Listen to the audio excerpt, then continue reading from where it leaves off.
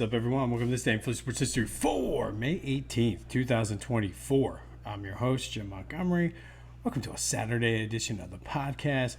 Likely, as you are listening or watching this, I am on my way back to PA. I am actually taping this on the 17th, so I have no idea what the Phillies did tonight.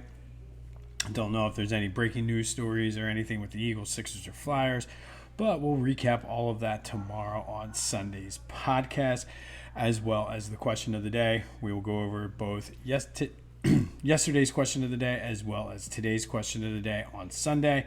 Confused myself there. Friday and Saturday's question of the day we'll be going over on Sunday. As always, follow me on social media, Jimbo_Mont at Twitter and TikTok, at Philly Jimbo on Instagram. Like and subscribe to the YouTube channel. Let's help spread this thing. Tell your friends, tell your family, tell anybody who's listening. Get them to subscribe to the YouTube channel, and let's help grow this thing, as well as continue to interact and comment on things, specifically the YouTube channel. I know there may have been some delays in things posting on time, but just go through, like all the every time you listen, hit the thumb, like the podcast. Quick housekeeping note from yesterday. We talked about Keith Primo, and yes, he did have his career cut short due to post-concussion syndromes.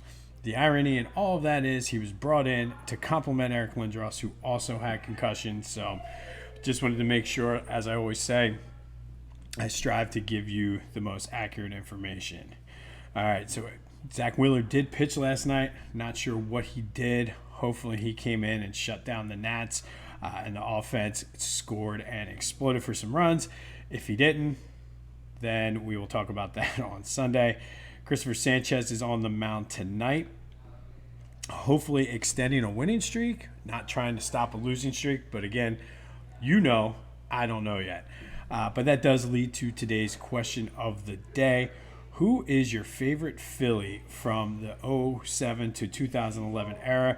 I know Chase Utley was in the building this weekend earlier in the week promoting the London series between the Phillies and the Mets.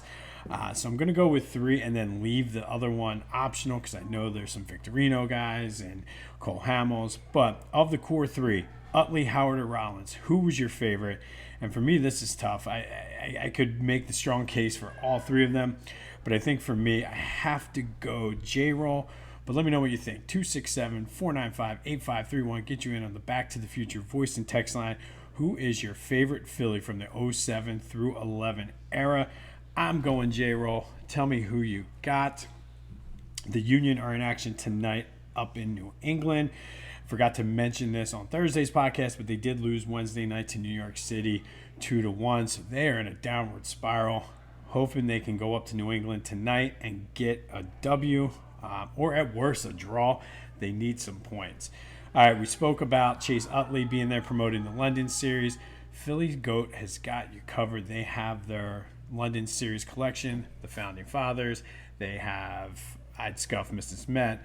All of these are great, but you're running out of time to get them in time for the London series. I will follow up with Ryan to get you the exact date for that. But don't wait. Do it now. Again, I've been telling you so much about Philly Goat and the quality. I'm wearing my Fanatic baseball logo tee. The material, I think, is the thing that gets me for these shirts. So go to phillygoat.com, use that promo code Jim Montgomery for 10% off your order. That's phillygoat.com, promo code Jim Montgomery for 10% off of your order. While you're at it, be sure to check out my boys over the Clashing Conferences podcast. No clue what happened in the Knicks-Pacers game last night, but I'm hoping that we're going to Game 7 and the Pacers were able to handle them. I'm sick of the Jalen Brunson love, and you can call me a hater, you can call me whatever you want. I wasn't a big Nova fan to begin with. His dad was a star at Temple. He didn't go to Temple. He went to Nova, which is the rival, and now he plays for the Knicks. So let's go Pacers, hopefully for Game 7. If not, I probably will not be rooting for anything in the Eastern Conference Finals, but again, we'll update all of that on Sunday. All right, since there's no recap of yesterday's games yet because I don't know what happened, I'm going to go with a triple header today for May 18th. And on May 18th, It's all baseball. First, we're going to go back to 1883. And on this day in 1883, the Philadelphia Dolly Vardens, team number 1 and team number 2, scrimmaged in a game down in Chester. There was not a huge crowd for this game, but a reporter from the Philadelphia Times caught wind of it, wrote about it, and the Dolly Vardens were able to gain some national recognition. They were the first female, but they were all African American, so they were first all female and all black women's team, really bringing notoriety to the sport and teaming them up with the guys in like Octavius Catto and those guys for the men's with the Negro Leagues, really bringing the fight post-Civil War and really fighting for the civil rights. And it was an entertaining thing. They didn't necessarily call them an organized league. It was more of like, and this is not my word, this is somebody else's word, but kind of like a sideshow where it was like more of an exhibition and just an intriguing thing. But these girls were good and really did a lot, and they were pioneers, I feel, in the civil rights movement. You don't really hear much about them because there wasn't a ton of press coverage, one, and two, they were women, and then on top of that, they were black. So back then, they sort of got pushed to the side. But shout out to the Dolly Vardens, who on this day played a scrimmage that got some national recognition and really helped pave the way for some of the later Negro Leagues, specifically in the Philadelphia area, that were able to showcase the talent and the athletic ability. And a lot of those black athletes in the Negro Leagues, especially in the Philadelphia, South Jersey area, were much better than the white counterparts. So it's an interesting story. If you want to read more about that, search the Philadelphia Dolly Vardens. But on this day in 1883, Team 1 and Team 2 played a scrimmage against each other in Chester that brought some national recognition to their play. Next, we're going to move up to 1912, and this is a kind of an interesting and hilarious story with so many different levels. Going into the game, Ty Cobb was suspended for going into the stands and beating up a fan nearly to death. So, of course, he got suspended. Well, the Tiger players were pissed off and they refused to play in their game against the A's in protest.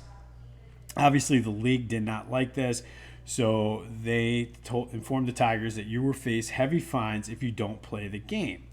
So, okay, Connie Mack said, I'll help you guys out. He picked 9 people from this. I don't know if he did from the stands or kind of spread word or how that worked back then, but he picked 9 Philly fans to dress in Tigers uniforms and take the field just so they could be an official game. They would forfeit and allow the Tigers to still protest while also still saving face.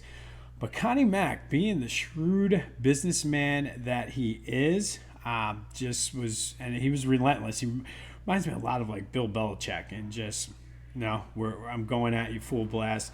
He changed his mind and made those players play for the Tigers. Obviously, the A's won 24-2, but the big story was Allen father, Travis, gave up 24 runs, 23 of them earned on 26 hits, pitching for the Tigers. He became the first ever priest to pitch in a major league or play in a major league game.